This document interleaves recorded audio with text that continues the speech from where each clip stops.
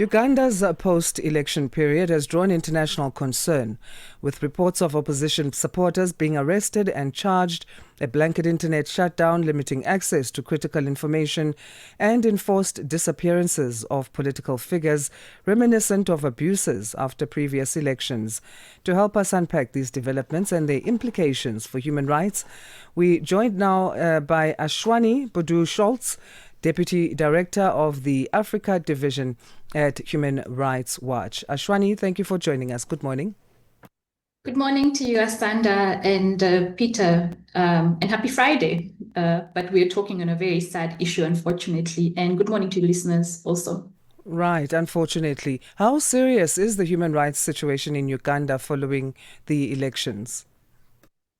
So we recently did some research that we released yesterday, and obviously there were violations ongoing before the elections that we've been researching on. For instance, there was the arrest of Sarah Biriti, who was unfortunately granted bail a few days ago, but she still can't leave the country without permission. The government had suspended at least 10 NGOs in the lead up to the elections, and then there was the blanket internet shutdown. And what we found in our most recent research is that they have intensified the attacks on the country's main opposition party, which is the National Unity Party, since the presidential elections took place on January 15. They have conducted mass arrests of NUP supporters and forcibly displaced 2 senior leaders who still remain missing. And since January 15, the military has laid siege to the home of Robert Kyagulanyi, who's also known as Bobby Wine and the main presidential opposition to Museveni. They have assaulted his wife and staff. They have destroyed property. And this is something that is to alarming levels, right? And they need to stop cracking down on dissent and ensure that people with opposing views are safe. On January 16, Wine posted that he had managed, fortunately, to escape his home after the soldiers raided his home and switched off electricity and CCTV cameras, and he has been in hiding since. However, just over a week later, on January 23rd, he posted on X that another group of armed men raided his home again in his absence. And he posted 4 photographs of the evidence. And then there's a video of his wife, Barbara, also on YouTube. I don't know if you saw that, but she was talking to the media. And she said, she spoke about how men grabbed her by her hair, tore her clothing, sat on her, and demanded that they open her phone, which she obviously refused. And at the moment, I think the main problem Uganda has is President Museveni's son, who's Muhoozi, who's also the head of the Ugandan military, and he has threatened to kill Kyagulanyi. So, but however, he has denied that the soldiers attacked his wife. So that one we did not investigate any further. So that's one instance of Bobby Wine. But then again, about the 2 MPs who we are qualifying as being enforced disappeared. There's firstly Jolly Jacqueline Mushaba, who is the opposition party's deputy president for Western Uganda. Her daughter spoke to us and told us that 7 armed men in military uniforms raided the hotel room and held them all at gunpoint. The people who were raiding them told them to kneel down, to put their hands up, their phones away. And then they confiscated election-related documents, money, and ordered Kamashaba to go with them, put her in a van, which in Uganda is commonly known as a drone, and they drove off with her, and she had from her mother since. And the second person who we are also said has been disappeared forcefully is David Louis Rubongoya, who's the National Unity Platform Secretary General. So it was reported that a group of armed men had taken the party's deputy president for Northern Uganda, whose name is Lina Zidrigawaru, from her house on the outskirts of Kampala. We spoke to her son, And they told us also that he has not heard from his mother since. So for us, these are two instances. We haven't been able to investigate others.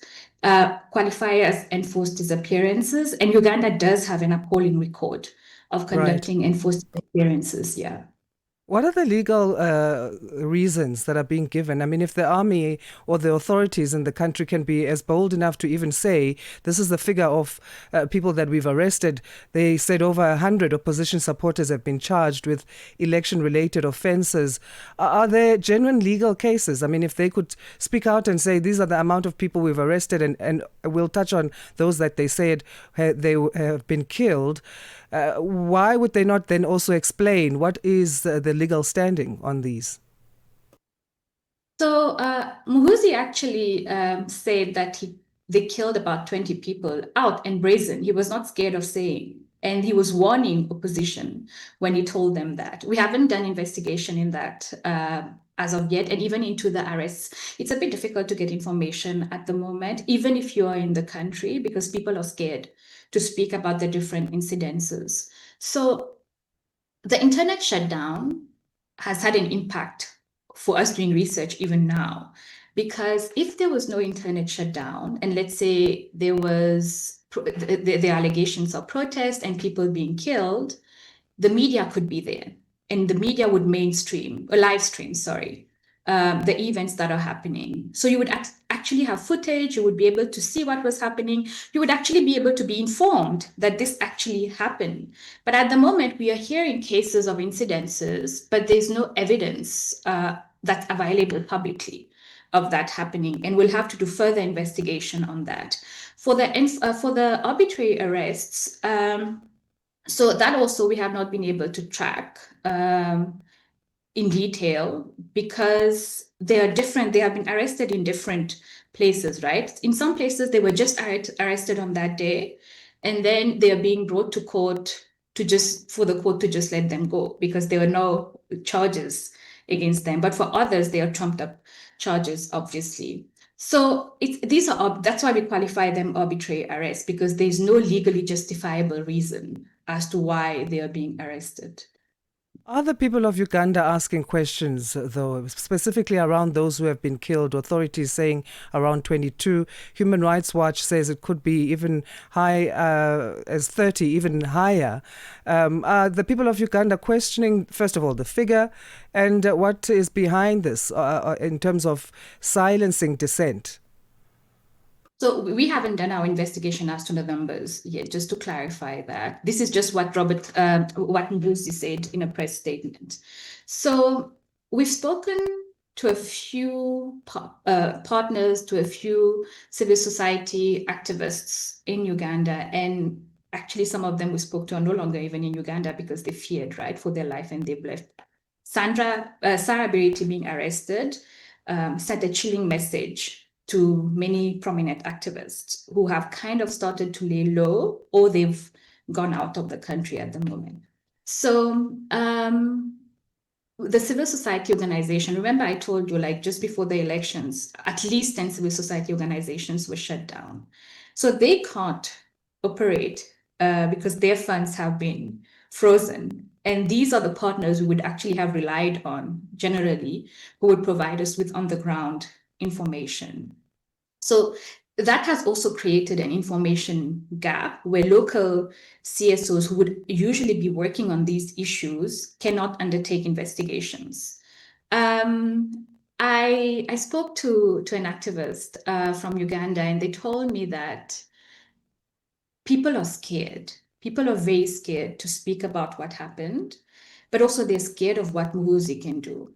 They don't know how he would react to people coming out and speaking against him and what his unit has done. There have been, like I said, Barbara, who's Bobby Wine's wife, she spoke out against what happened to her to the media. But I think these are high-profile figures, right? They are protected to some extent. even though they are actually also putting them more at risk. But they are high-profile figures. They can't just disappear without no one knowing. The international community would know.